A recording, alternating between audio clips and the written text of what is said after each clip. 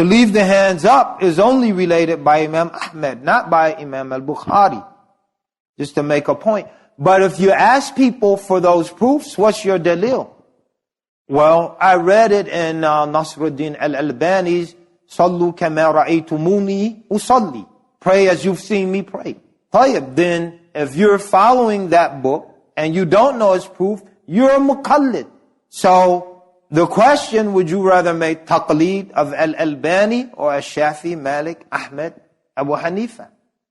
That becomes the question. And personally, I would rather rely on al-Shafi'i. Muqallid is a person who follows an established legal school without necessarily knowing the proofs for every single issue in that school. The next issue, why do mujtahidun differ? And some people, again, they make it seem like differences of opinion on legal issues have no valid basis. That the ummahs, inna hadhi ummatukum ummatan wahidan wa ana rabbukum fa'abudun. This is one ummah, I'm your Lord, worship me. So the ummah is united, but there are valid reasons for differing opinions amongst the mujtahidun, amongst the sahaba, amongst the tabi'een, the tabi'een, and amongst the imams themselves. So one of the reasons for that, or the most dominant reason, is the nature of textual evidences, meaning Quran and Sunnah. So someone says you should only follow Quran and Sunnah, but the nature of Quran and Sunnah dictates that even if you follow those, there will be differences of legal opinion. So each text has two aspects. So any text of the Quran, from the Quran or the Sunnah, it has establishmentary nature and it has an evidentiary nature. In each of these, there are two aspects. Establishmentary meaning, to what degree of certainty can we affirm this text coming from Allah or from the Messenger of Allah? So the text in that regard is either qat'iyatul thubut. So thubut meaning it's being established. So established with absolute certainty. There's no doubt concerning its coming from Allah or His Messenger.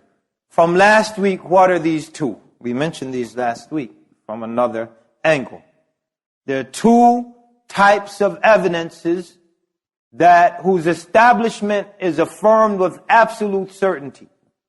One is the Quran, and the second is Hadith Mutawatir. Both Quran and Hadith, al-Hadith al-Mutawatir, are qat'iyatul thubut, or established with absolute certainty. Because both have been narrated to us by groups upon groups at every level in the chain of narration. Irrefutable groups upon groups. So the evidentiary proof of Hadith Mutawatir is equal to the evidentiary proof of the Quran, because both are narrated in the same way. They're absolutely established. Established with absolute certainty. So that's the first aspect. So the second, so this is one group. The second is dhanniyatul thubut. Two is what's called dhanniyatul thubut, or established with strong but questionable certainty. And that is hadith ahad, which are hadiths that are narrated by single chains of transmission, even though those chains are sahih. So sahih hadith is dhanniyatul thubut, because we have certainty, but there's room for question. Why? Because the individual narrators in each chain, their authenticity has to be verified by human agency. And human agency is not beyond error. So for that reason, you find some hadith scholars differing on a particular narrator. Right or wrong? So Imam al-Bukhari says this narrator is weak. And Imam al-Hakim says this narrator, or Abu Dawood says this narrator is strong. So who do we believe? We have to research and examine. So whereas here, there's no research required. Once we've established that groups upon groups have narrated this, we don't search for the veracity of any individual narrator within those groups, because the groups are configured in such a way it's inconceivable that they conspire to fabricate what they narrated.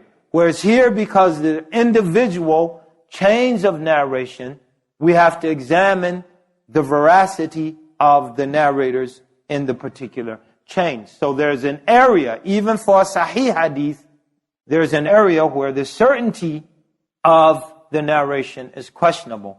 So that's one aspect of narrations. So some of the scholars differ on this type of narration. Some say a particular hadith is sound, so they admit it for evidence in a particular ruling, for a particular ruling.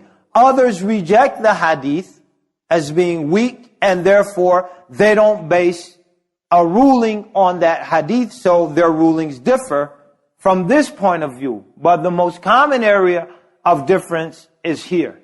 The evidentiary nature of the text. That can be either qat'iyatul dilala, ad-dilala, or absolutely irrefutable or unambiguous. And we'll give an example. Unambiguous meaning. Or it can be dhanniyatul dilala, ambiguous, bearing more than one meaning. So one text can mean different things. And most texts are of this nature. Now, to give you an example and to show you the legal implications of that, the ayah from the Quran, وَالْمُطَلَّقَاتُ يَتَرَبَّصْنَ بِأَنفُسِهِنَّ ثَلَاثَةَ قُرُوءٍ. So here we have one verse in the Quran. In this verse, which is what in terms of its establishmentary nature? Is it qat'iyya to thubut or dhanniyya to thubut? Qat'iyya to thubut is Quran. It's been narrated groups upon groups. We know this verse came from Allah, no doubt about it, no disputing it. Unless you got tripped up in your hermeneutics class at UC Berkeley, then you might dispute it. So, in terms of what it means, it is both. For example, the word thalatha, in the expression thalathata quru', thalatha is that 3.